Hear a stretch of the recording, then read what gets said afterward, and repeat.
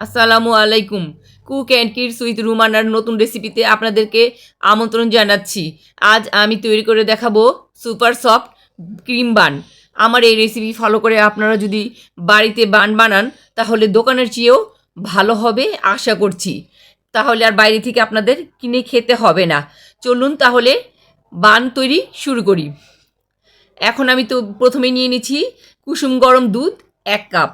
এর মধ্যে দিয়ে দিচ্ছি ইস্ট 1.5 চা চামচ। আমি এখানে ইনস্ট্যান্ট অ্যাঞ্জেল ইস্ট ব্যবহার করছি। চিনি দিয়েছি 6 টেবিল চামচ। সেই সাথে এর মধ্যে দিয়ে দিচ্ছি লবণ 1/2 চা চামচ। এগুলো দিয়ে আমি ভালোভাবে একটু নেড়ে চেড়ে দিব। এখন এর মধ্যে দিয়ে দিচ্ছি 3.5 কাপ ময়দা। আপনারা প্যাকেটের ময়দাটা ব্যবহার করবেন, এতে আপনারা ভালো রেজাল্ট পাবেন। 2টা ডিম নিয়ে নিয়েছি। এর মধ্যে থেকে একটি কুসুম আমি তুলে রাখবো, পরে আপনাদের দেখাবো আমি এই কুসুমটা কি করব। এর মধ্যে দিয়ে দিলাম আরও 6 টেবিল চামচ সয়াবিন তেল। এখন সবগুলো উপকরণ আমি একসাথে মিশিয়ে নিব।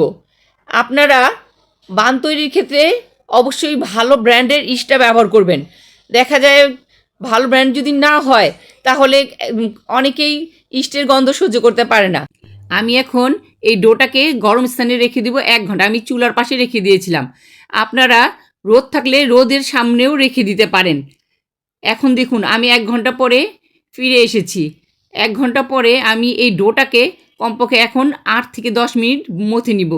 একটা সিনিতে আমি ময়দা ছড়িয়ে দিচ্ছি। এখন ডোটাকে ময়দার সাহায্যে ছড়িয়ে নেব, কারণ ডোটা এই পর্যায়ে খুবই নরম আছে। সিনিতে আমি ময়দা ছড়িয়ে এখন ডোটাকে ভালোভাবে মথে নিব। ভালোভাবে না মথলে কিন্তু এখানে আপনারা ভালো রেজাল্ট পাবেন না। ভালোভাবে মথলেই বানগুলো সফট হবে। এখানে আমি 8-10 মিনিট ভালোভাবে মথে নিয়েছি। এখন দুটো মোল্ডের মধ্যে আমি তেল মেখে নিচ্ছি। আমার যে পরিমাণ ডো সেটাতে আমার দুটো মোল্ডই লাগবে। দেখুন আমি কিভাবে মোল্ডের চারিদিকে তেল ছড়িয়ে দিচ্ছি। এখন আমি আমার পছন্দ মতো শেপে বানগুলো তৈরি করে নিচ্ছি। দেখুন আমি প্রথমে আপনাদেরকে একটা বান তৈরি করে দেখাচ্ছি। বান তৈরি করা এমন কোনো কঠিন কাজ নয়। আমি আমার প্রয়োজন মতো ডো নিয়ে নিচ্ছি। কিভাবে করছি একটু খেয়াল করলেই আপনারা বুঝতে পারবেন। দেখুন আমার কথা বলতে বলতে একটি বান কিন্তু আমি তৈরি করে ফেললাম। কি সুন্দর শেপ দিয়ে ফেলেছি। একটি রেখে দিলাম। আমি আপনাদের সুবিধার্থে আরেকটি তৈরি করে দেখাচ্ছি। হয়ে যাচ্ছে আমার দ্বিতীয় বানটি তৈরি করা। কিভাবে করছি আবার আপনারা লক্ষ্য করুন। আমার তৈরি করা দ্বিতীয় বানটিও শেষ। এখন আমি এইভাবে সবগুলো বান তৈরি করে নিব।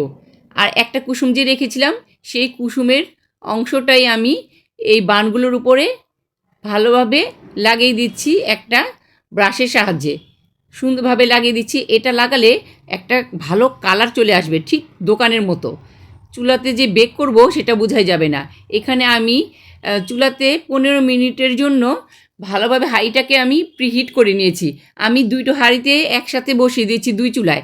দেখুন আমার বানের পরিমাণ তো বেশি, সেজন্য 2 চুলায় আমি 2ভাবে বেক করছি। এখন ভালোভাবে দেওয়ার পরে আমি উপরে তাওয়াল দিয়ে আমি মুখটা যাতে হাওয়া বের না হয় দিয়ে দিয়েছি। আমি 25 মিনিট পরে দেখলাম যে আমার বানগুলো তৈরি হয়ে গেছে। এখন এই তৈরি করা বানের উপর আমি বাটার একটু দিয়ে দিচ্ছি। বাটারটা দিলে কী হবে, বানগুলোকে দেখতে একদম চকচকে মনে হবে। আমি আপনাদের সুবিধার্থে একটি বান ছিঁড়ে দেখিয়ে দিচ্ছি যে বানটা কত সফট হয়েছে। দেখুন বানটা দেখে বোঝাই যাচ্ছে না, কিন্তু এটা আমার বাড়িতে তৈরি করা বান। এখানে আমি কিছুটা ভ্যানিলা হুইপড ক্রিম তৈরি করে নিচ্ছি। যেহেতু আমি ক্রিম বান বানাবো সেজন্য এখানে আরেকটা নিয়ে নিচ্ছি চকলেট ক্রিম। এভাবে আমি কেটে আপনাদের রুটির মধ্যে দিয়ে দেখিয়ে দিচ্ছি। 2 ধরনের ক্রিমই আমি দিয়ে দেখিয়ে দিচ্ছি। এখানে ভ্যানিলাটা আমি দিয়ে দিলাম একটা বানের মধ্যে। বানটা কেটে ক্রিমটা লাগিয়ে দিলাম। আমি 2টো বান এভাবে করে দেখালাম আপনাদেরকে। দেখুন আরেকটা বানের মধ্যেও আমি কিন্তু ক্রিম লাগিয়ে দিয়েছি। এখানে আমি চকলেট ক্রিমটা লাগিয়ে দিলাম। সবগুলো বান আমি এখানে কেটে দেখাচ্ছি না। দেখলেন তো কত সুন্দরভাবে তৈরি করে নিলাম সুপার সফট ক্রিম বান। এমন মজার মজার রেসিপি পেতে আমাদের চ্যানেলটির পাশেই থাকুন। সাবস্ক্রাইব, লাইক, কমেন্ট, শেয়ার করতে ভুলবেন না। আপনারা ভালো থাকুন, সুস্থ থাকুন। আবার দেখা হবে নতুন কোনো রেসিপিতে। আজ এই পর্যন্তই। আল্লাহ হাফেজ।